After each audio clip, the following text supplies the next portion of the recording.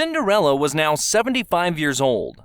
After a fulfilling life with the now passed away prince, she sat happily upon her rocking chair, watching the world go by from her front porch, with a cat named Alan for companionship.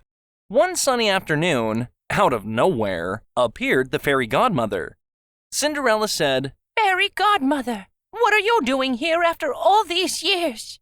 The Fairy Godmother replied, "Well, Cinderella, as you have lived a good and wholesome life since we last met, I have decided to grant you 3 wishes. Is there anything for which your heart still yearns?"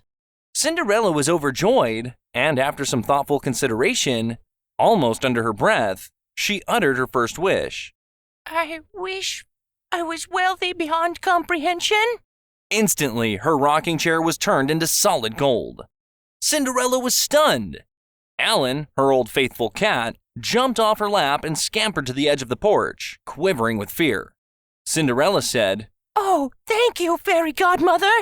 The Fairy Godmother replied, "It's the least I can do.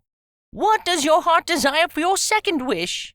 Cinderella looked down at her frail body and said, "I wish I were young and full of the beauty of youth again."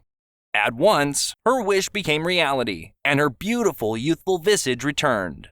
Cinderella felt stirrings inside her that had been dormant for years, and long-forgotten vigor and vitality began to course through her very soul.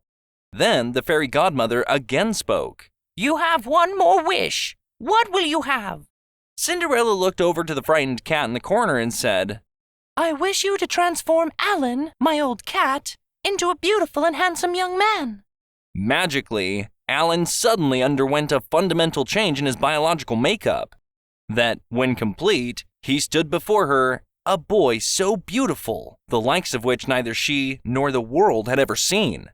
The Fairy Godmother again spoke. "Congratulations, Cinderella. Enjoy your new life." And with a blazing shock of bright blue electricity, she was gone.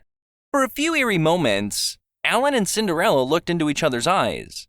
Cinderella sat breathless, gazing at the most stunningly perfect boy she had ever seen.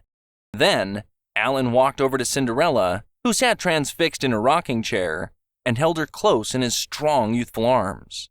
He leaned in close to her ear, whispered, blowing her golden hair with his warm breath. "I bet you regret having me neutered now, don't you?"